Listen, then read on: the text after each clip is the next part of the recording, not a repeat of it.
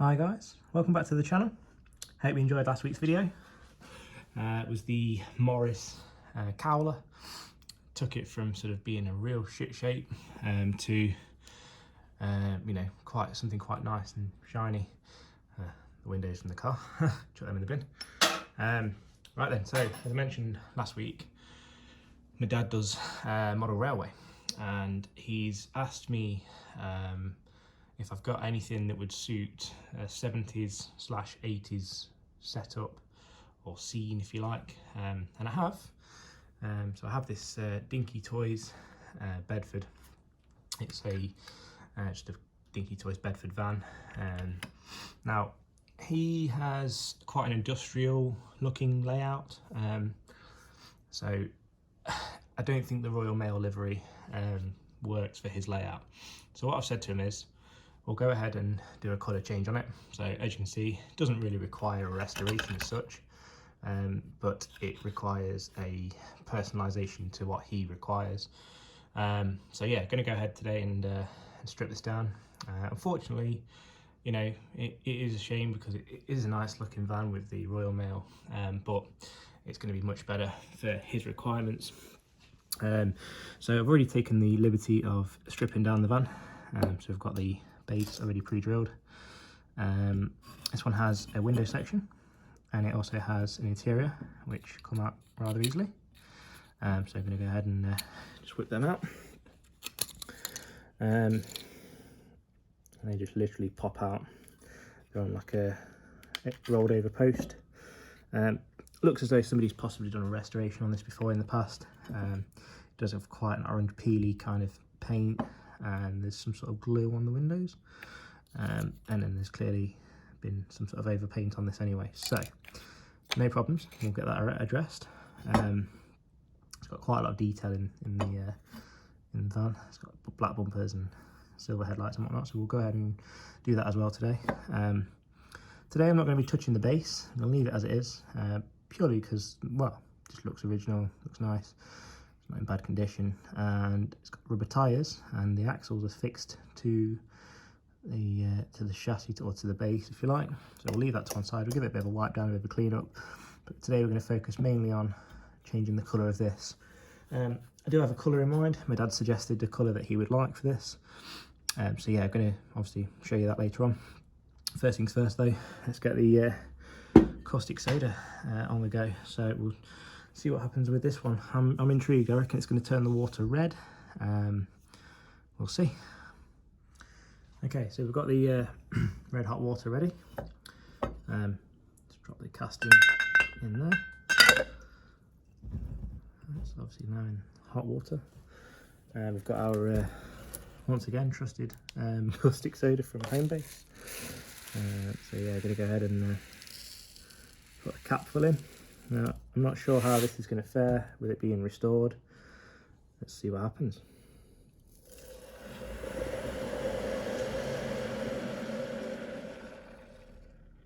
There's one cap. Now, to me, that didn't really react as much as I'd liked it to. So, do another cap full. Just for good measure. As you can see, the water's turning slightly red already. But like I say, we'll do another cap because we love a good reaction.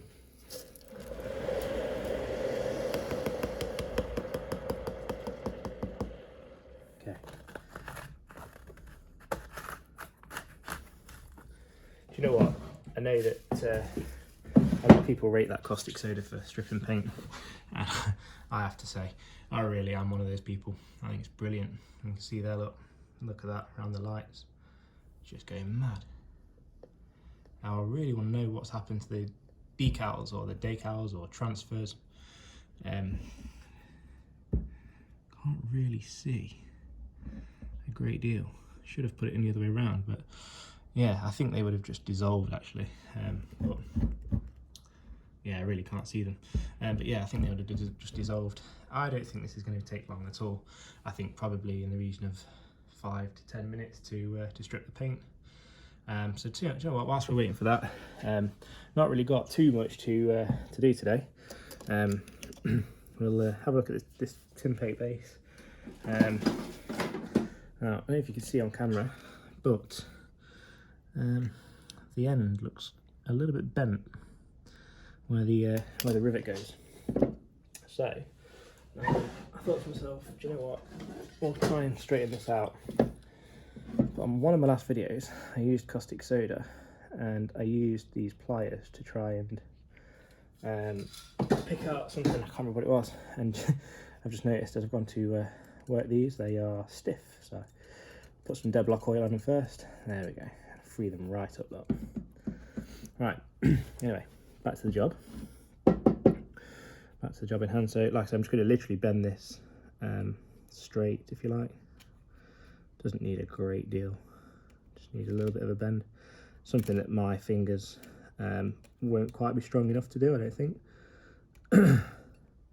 So yeah, anyway, look, obviously I've come back into this. I'm sort of new to making all these videos compared to some of these professionals out there, if you like, that do it day in, day out. I mean, I'm just doing it once a week. Really would appreciate your thoughts in the comments. You know, is there anything I can improve on? Is there anything that you viewers would like to see? You know, like I say, I'm open to criticism. I don't really get offended too often. I'm not one of those people. So, like I say, if there's anything at all that I can improve on, go ahead, put it in the comments. It's all to make good content in the end. Now, I've sort of semi-fixed that. I think it could do with a little bit more bend, actually, looking at it.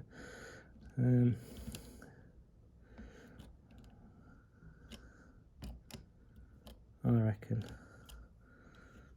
that should have solved the problem there.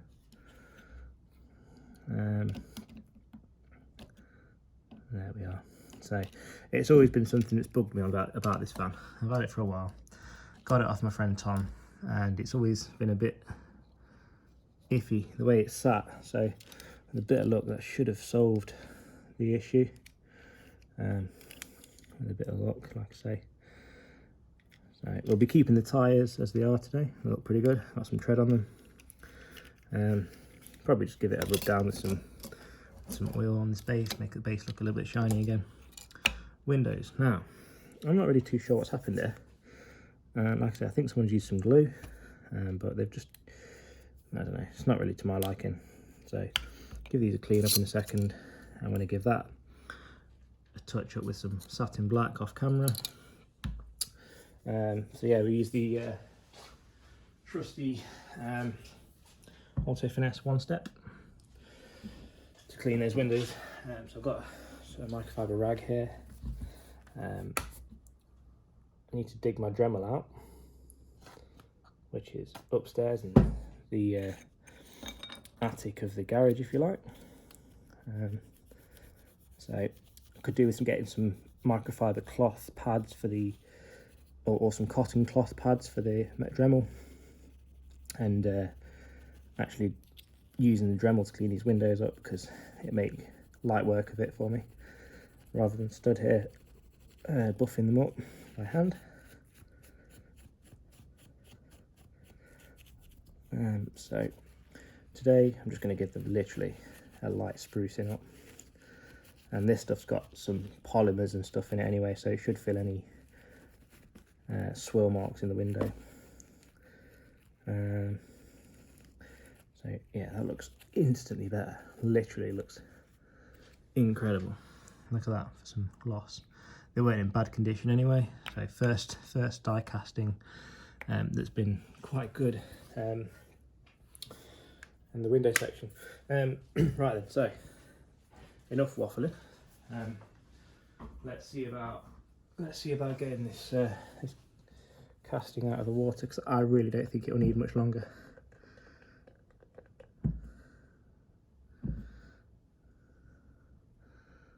I don't know. Yeah, it could probably do with a bit longer. Tell you what, we'll leave it for a good half an hour, and we'll come back to it shortly. Tell you what, whilst we'll wait for that, we'll give this a bit of an oiling. And use that dead block oil, which I use actually to give the enamel signs a bit of a shine, and it does work really well. So I don't know if you've seen in my garage, got some really large enamel signs, some medium-sized ones, So I use that Deblock oil, and just gives them a nice sheen. There's two down there as well. Biggest one's obviously the Shell one and the Hudson Cycle sign. That's my favourite sign. And then obviously have these two chest and long mixture signs, which are my backdrop. And like I say, this stuff here is what I use to keep them shiny. But to be honest with you, I'm running a little bit low, so I need to be careful how much I'm using. And eventually I'll probably run out and have to use WD-40 because I don't think I can get hold of this stuff anymore. So I've got a different rag here. Just give the base a quick rub down with some oil. Just gives them a nice shine, and it protects the steel base from going rusty. So I'm all about oily rag restorations. I love that sort of stuff. As I've mentioned, I love anything that's got a good patina to it. And yeah, I mean, that instantly looks refined, much better. So I've not gone crazy with the rest of it today. It's going to be a fairly short video. I apologise to anyone that's getting into it, but once that's all done, I get it out of the caustic solution and get it ready for paint. So should we reveal the colour? Today we use Rust-Oleum Painter's Touch, and we're using the ocean blue, if you like, for the van. I think that'll be a fairly nice 70s colour, and it's one that I have in stock. So yeah, we'll go ahead and use that today. But first things first, let's get that out, let's get it cleaned up, and use the wire wool on it. So it turns out I didn't press record on the camera. So I've just missed a whole load of footage, unfortunately. Never mind, but the van is now in primer, so it's ready for some paint. Now I'll tell you a little something that happened to me last week. My company work van that I use to get to and from work is needed on a regular basis through the day, and I had to be readily available to drop what I needed to do at work and get home to my partner because my son wasn't very well. So for a few days last week I drove my Golf to work, and it got caked in salt and whatnot from the snow, from the snowstorm that the UK had. I'm pretty sure you're all aware of it if you UK viewers are watching. So I did a little brief video. Have a flick back into the channel, and you'll see sort of like a minute-long video of a maintenance detail, if you like. Might interest some of you, but yeah, anyway. So for my dad, he wants a blue, which this is quite a nice blue. I thought we'd go ahead and do the Bedford in this blue today. So I'm going to shake the can in a second. I just thought I'd show you that should work really well. And it's ocean blue, as I've said on the previous clip. So I'm going to shake the can and we'll get straight to it. Okay, give it a nice good shake one more time, and a little cheeky test spray. So yeah, I'm quite looking forward to seeing this blue. I don't know what my dad's idea with the finished product is going to be. He might weather it, he might put some different decals on it, but you know, I thought I'd treat him with a nice simple base coat.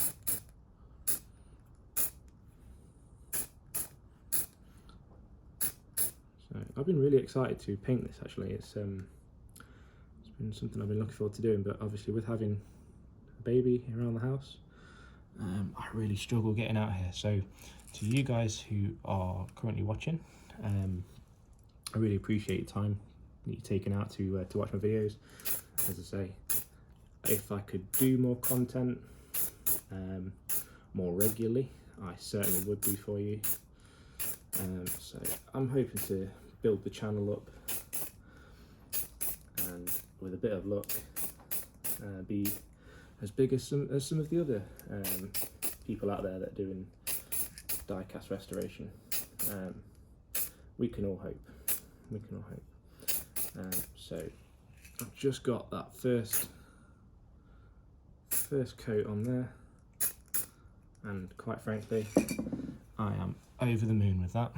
That looks incredible. You can see the gloss there, and you can see the gloss there. Look at that, absolutely beautiful. It's like glass.